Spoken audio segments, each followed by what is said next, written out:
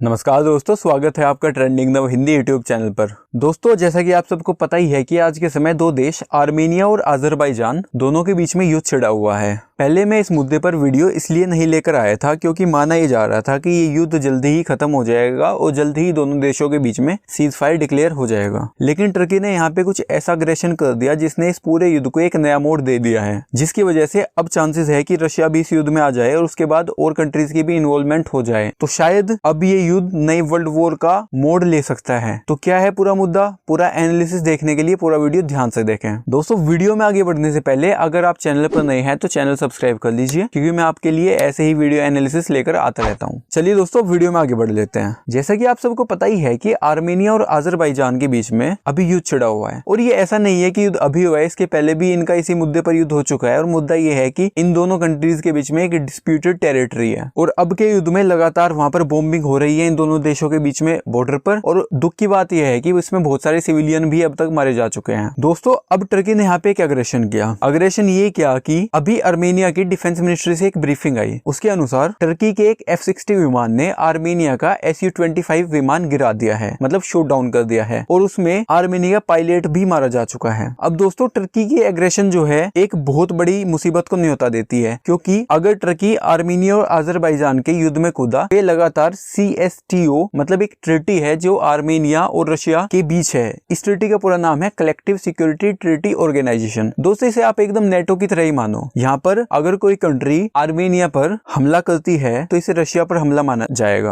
और ये रशिया ही नहीं, केवल इस ट्रीटी के अंदर 6 देश कुल मिला के हैं, लेकिन इसमें रशिया ही सबसे बड़ा प्लेयर है। अच्छा, यहाँ पे आपका एक सवाल ये भी होगा कि अजरबैजान और आर्मेनिया के युद्ध के बीच में रशिया क्यों नहीं कूदा। तो देखिए, इसके बीच में पहले ही अजरबैजान और आर्मेनिया के बीच में बहुत सारे समझौते ऐसे हैं जिसमें इस डिस्प्यूटेड टेरिटरी पर युद्ध के बीच में CSTO कभी भी एक्ट नहीं करेगा। इसलिए आर्मेनिया और अजरबैजान के बीच में रशिया नहीं कूदा। लेकिन जैसे ही टर्की ने यहाँ पे ये अग्रेशन किया तो अब रशिया के इस युद्ध में आ जाने के चांसेस बन जाते हैं। अब दोस्तों, इसमें भी बैड न्यूज ये है कि अगर रशिया अब टर्की पर हमला करता है और रशिया और टर्की के बीच में अग्रेशन होता है, इधर आके नेटो एक्टिवेट हो जाएगा, क्योंकि दोस्तों टर्की एक नेटो का मेंबर है। तो अब आपको समझ आ चुका होगा कि किस तरह जो स्थिति है बहुत ज्यादा ही जटिल होती जा रही है, क्योंकि जहाँ पे केवल युद्ध दो देशों के बीच में शुरू हुआ था, अजरबैजान और आर्मेनिया, अब वहाँ पे टर्की के अग्रेशन की वजह से रशिया की भी एंट्री होने की पॉसिबिलिटी बहुत ज्यादा बढ़ गई है। और अगर रशिया की यहाँ पे एंट्री होती है तो इसके साथ साथ में टर्की की साइड लेने के लिए उधर से नेटो की एंट्री हो जाती है। तो कुल मिलाकर बहुत सारे नंबर ऑफ कंट्रीज एक वॉर में एंगेज हो जाने के चांसेस बहुत ज्यादा बढ़ गए हैं। दोस्तों, अब यहाँ पर इस मुद्दे के कुछ इंपॉर्टेंट एस्पेक्ट्स में मैं आपको डिस्कस कर लेता हूँ। सबसे पहली चीज, कोई भी कंट्री युद्ध करना चाहता नहीं है। इनफैक्ट रशिया भी अभी भी यही कोशिश कर रहा है कि दोनों देशों के बीच में बातचीत से सुलह हो जाए, और अभी भी रशिया ने सीधा एक्शन नहीं लिया है, क्योंकि रशिया अपने अग्रेसिव एक्शंस के लिए जाना जाता है। फिर भी रशियन स्पोक्स पर्सन ने अभी भी यही कहा है कि वो एनालाइज कर रहे हैं कि टर्की ने कोई अग्रेशन किया है या नहीं किया है। और जहां तक बात है रशिया के एंगेज होने की, तो मुझे नहीं लगता कि रशिया सीधा ही जाकर अभी वॉर डिक्लेयर कर देगा टर्की पे। जहां तक है, रशिया अपनी एयरफोर्स और आर्मी को टर्की और आर्मेनिया के बॉर्डर पर बड़े स्केल पर लगा देगा, ताकि टर्की युद्ध के बीच में घुस ना पाए, और इसी दौरान रशिया दोनों देशों के बीच में सुलह कराने की भी कोशिश करेगा। दोस्तों, यहाँ पे एक नेटो की तरफ से भी देखने के लिए एक इंपॉर्टेंट प्रोटोकॉल हो सकता है। अगर नेटो ये पाता है कि टर्की ने ही अग्रेशन किया है, तो नेटो के प्रोटोकॉल के अनुसार नेटो फिर युद्ध में एंट्री नहीं ले सकता, क्योंकि नेटो का यही प्रोटोकॉल है कि नेटो अग्रेसर को सपोर्ट नहीं करता है। लेकिन दोस्तों, फिर भी रशिया यहाँ पर एक बहुत समझदारी का काम कर रहा है और सिचुएशन को बहुत ज्यादा खराब होने से अभी भी रोकने की कोशिश कर रहा है। तो दोस्तों, आशा करता हूँ कि अब आपको पूरा मुद्दा समझ आ चुका होगा कि किस तरह दो छोटे देशों की लड़ाइयों के बीच में वर्ल्ड वॉर डिक्लेयर होने के चांसेस बन गए हैं। इस मुद्दे पर आगे कोई अपडेट होगा तो मैं वीडियो बनाकर आपको उसकी जानकारी दे दूंगा। इसलिए दोस्तों, आप चैनल सब्सक्राइब कर लीजिएगा। आशा करता हूँ आपको वीडियो पसंद आया होगा, इसलिए वीडियो को एक लाइक दे और चैनल भी सब्सक्राइब कर लें, क्योंकि मैं आपके लिए ऐसे ही वीडियोस लेकर आता रहता हूँ। दोस्तों, thanks for watching the video. मैं मिलता हूँ आपको अगले वीडियो में। तब तक के लिए जय हिंद, वंदे मातरम।